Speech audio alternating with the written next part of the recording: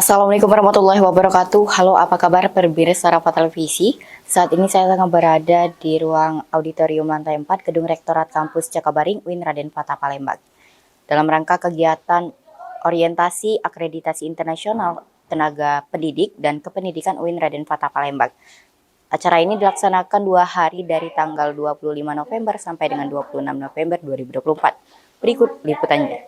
Orientasi akreditasi internasional bagi tenaga pendidik dan tenaga kependidikan UIN Raden Fatah Palembang yang dilaksanakan di ruang auditorium lantai 4 Rektorat Kampus Jakabaring UIN Raden Fatah Palembang. Acara ini dilaksanakan 2 hari, tepatnya Senin 25 sampai dengan Selasa 26 November 2024. Kegiatan ini dihadiri oleh Sekretaris LP2M, Wakil Dekan, Wakil Direktur, jajaran Ketua dan Sekretaris Prodi, para dosen LP2M, para peserta eksternal dari Universitas Muhammadiyah Palembang, Universitas IGM Palembang, dan Universitas PGRI Palembang. Kurikulum OBE atau akreditasi ini akan dilaksanakan apabila jika sudah 1 tahun melaksanakan implementasi dan tindak lanjut evaluasi dari LP2M. Anita Trisia SPD MSc selaku pemateri pertama mengatakan bahwa pada pemeringkatan atau akreditasi bidang ilmu sains dan bidang humaniora, UIN Raden Fatah Palembang sudah menggapai akreditasi unggul tingkat nasional. Oleh karena itu, planning UIN Raden Fatah Palembang saat ini proyeksinya adalah masuk ke akreditasi versi ASIIN dan ASEQUIN. Dr. Irham Falahuddin MSI selaku pemateri kedua mengatakan bahwa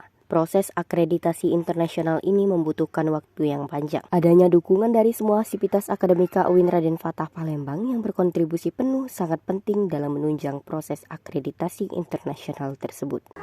Baik, terima kasih.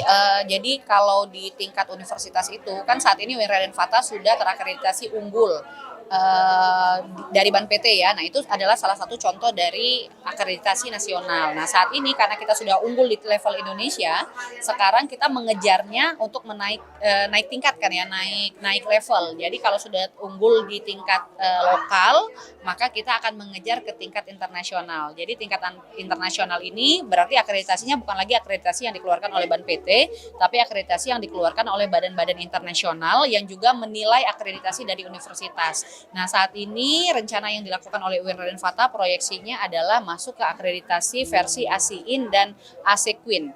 Ya, jadi itu adalah pemeringkatan atau akreditasi untuk bidang ilmu sains dan bidang ilmu humaniora. Terima kasih. Semua sivitas akademika UIN Raden Fatah Palembang ini memiliki kontribusi yang sangat penting di dalam menunjang proses akreditasi internasional. Pertama adalah kemampuan bahasa di dalam melayani akademik maupun non-akademik, dan itu menjadi yang pokok. Nah, sebagai dosen juga memiliki kemampuan di dalam merancang proses pembelajarannya, baik dalam bentuk administrasi RPS-nya maupun dalam bentuk pengajarannya. Maka kemampuan bahasa, kemampuan menulis, dan kemampuan mengajar itu juga menjadi penting bagi dosen. Nah, kemudian mahasiswa juga menjadi komponen penting dalam proses pembelajaran. Jadi tidak saja dia memahami arti soal ujian, tetapi juga kemampuan dia bahasa di dalam menerjemahkan bahan ajar yang telah dilakukan oleh dosen. Jadi semuanya seperti segitiga sama sisi komponennya. Dan memang proses akreditasi ini panjang. Kenapa panjang? Karena kita mulai dari penulisan, kemudian penyusunan data kurikulumnya, bahan ajarnya, riset mahasiswa, riset dosen, tulisan dosen, yang semuanya itu menjadi satu kesatuan. Dan yang lebih fokus lagi adalah bagaimana komitmen pada masing-masing pimpinan fakultas dan prodi untuk menyukseskan. Jadi waktu yang panjang ini untuk konsolidasi dan sosialisasi supaya bahan akreditasi internasional itu bisa terpenuhi dengan baik. Demikianlah berita yang dapat saya sampaikan. Saya Okamnika Putri, reporter Rafa Televisi, dan kru yang bertugas melaporkan untuk Rafa TV.